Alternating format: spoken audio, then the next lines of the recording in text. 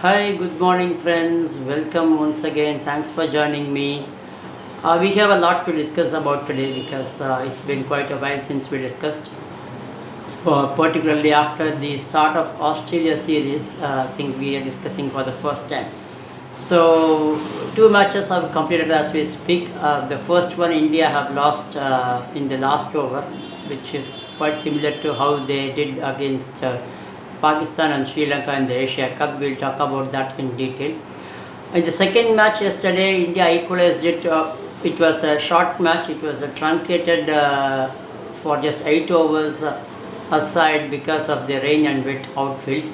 So India managed to come on top in the chase. Australia scored about just 90 runs in their 8 overs, and India chased that in style in the last over. So that was a pretty comfortable chase. So at no point did India look like they were in trouble. Good job in the second T20, though it was a short-end match.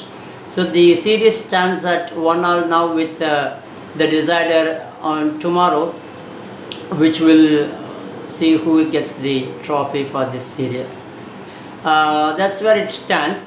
So let's talk about the first match a bit, and then we'll do a bit of more analysis on what went wrong. Okay, the batting looked pretty decent in the first match.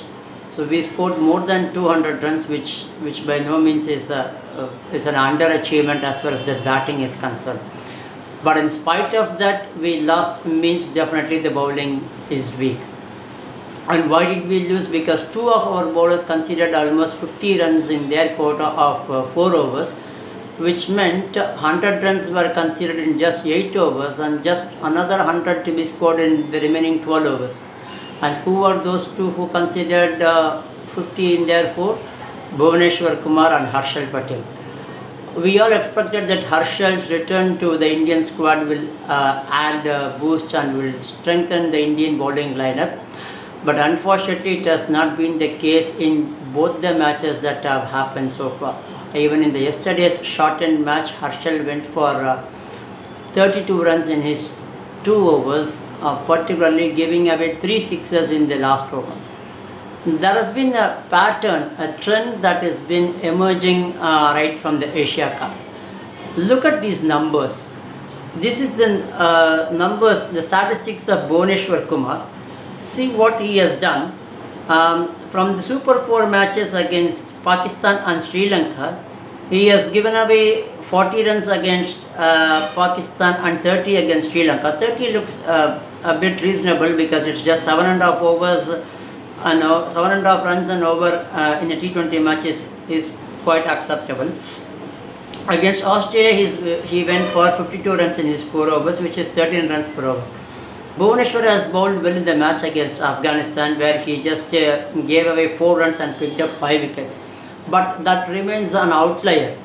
If you take that match away from this list, his numbers goes like this. He has given away 122 runs in 12 overs, which is more than 10 runs per over, and has just picked up 1 wicket in 3 matches if you take the Afghanistan match out. So that's really a worrying concern. But what is more striking in all these 3 matches is the way he has bowled the 19th over. Look at the number of runs he has given away in the 19th over, particularly when the opposition was chasing down and they were left with around 25-30 odd runs in last couple of overs to chase down.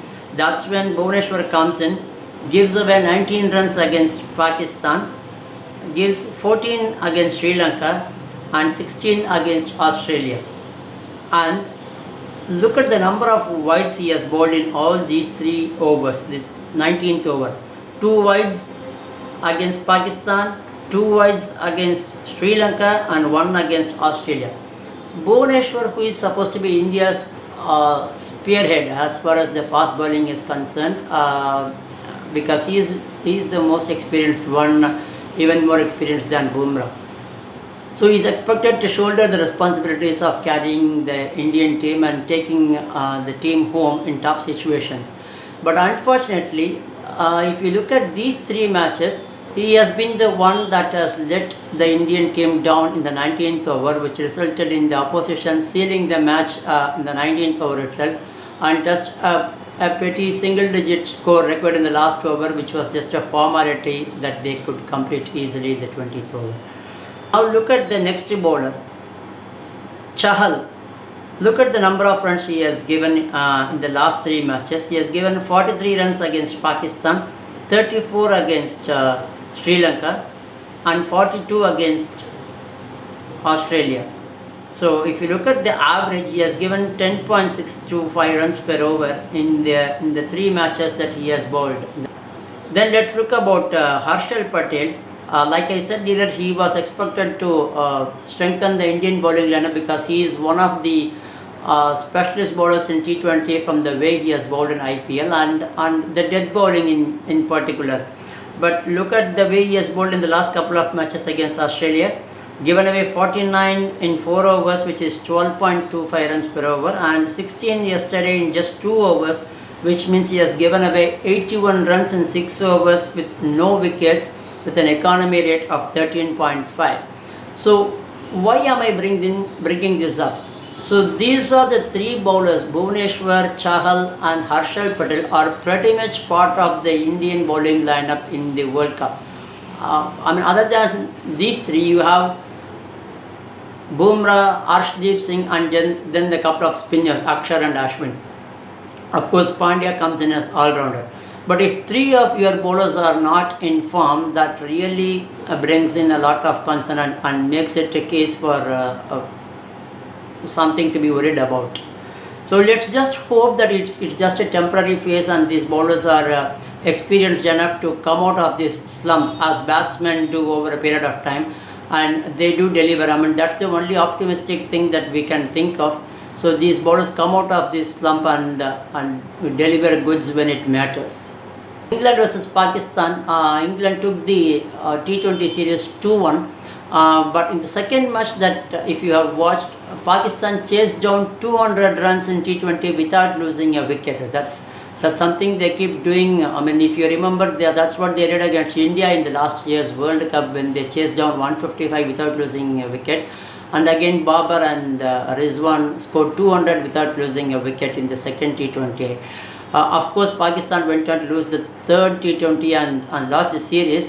But the way Babar and Rizwan were criticized for their slow striking rate in the Asia Cup, again they have silenced the critics by making their bad talk, and they did it in style. The India women and England women series, 50 over match series, and India has already won the series.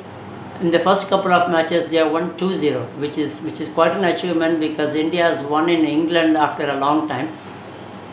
And the way Harmanpreet scored 143 not out in the second ODI, it speaks a lot because again she has been out of form for quite some time, and the way she came back to form is quite pleasing.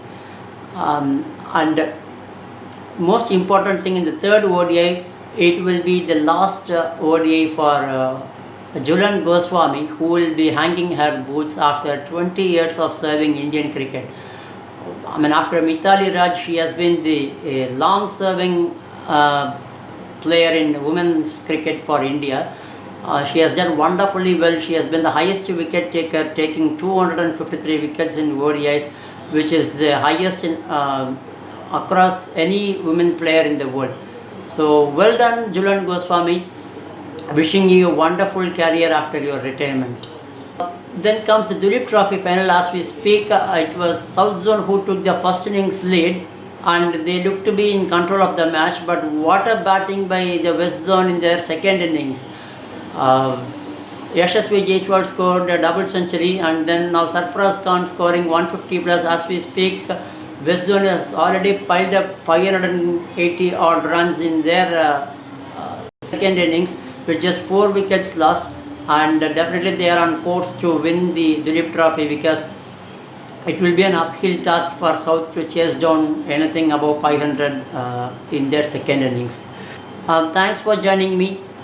Keep watching my shows and feel free to leave your comments as always. Thank you so much. Bye bye.